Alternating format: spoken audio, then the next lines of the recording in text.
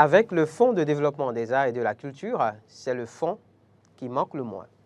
Du Fonds d'aide à la culture au Fonds de développement des arts et de la culture, il y a eu du chemin.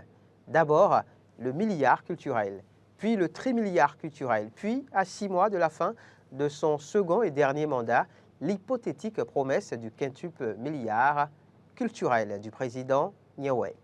S'il faut reconnaître que beaucoup d'acteurs et projets culturels ont eu un regain de souffle avec cette initiative, les nombreuses dénonciations relatives à certaines pratiques douteuses dans la gestion du dit fonds et l'avènement du régime du président Agbonon ont au fait de conduire à sa dissolution.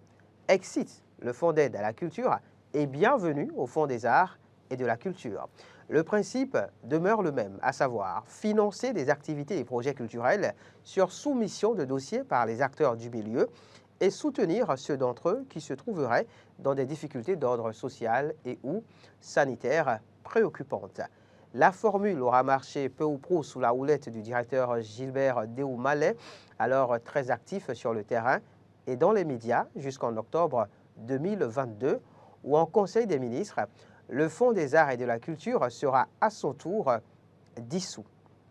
Motif évoqué à l'époque, contre-performance, citation, l'action du gouvernement dans le sous-secteur culture vise l'émergence d'une véritable économie culturelle dans notre pays, source de richesse et d'emploi. Cependant, malgré les ressources mises à la disposition du Fonds des arts et de la culture, cet objectif est loin d'être atteint. Fin de citation. Il a par ailleurs été décidé la création d'un autre mécanisme de financement de la culture et des arts plus souple et plus efficace. Bienvenue au Fonds de développement des arts et de la culture. William Kodjo, directeur de l'Agence de développement des arts et de la culture, a procédé à son lancement officiel au mois d'octobre de cette année. L'initiative traduit, si besoin en était encore, l'ambition du gouvernement de soutenir les industries culturelles et créatives à travers un accompagnement technique et financier. Sa gouvernance repose sur un conseil artistique, des assesseurs indépendants et la direction générale de la DAC qui supervise l'ensemble des opérations.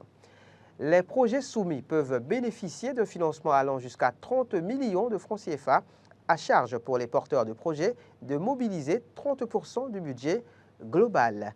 L'objectif ici est clair, responsabiliser les acteurs tout en les incitant à développer des collaborations stratégiques au sein du secteur.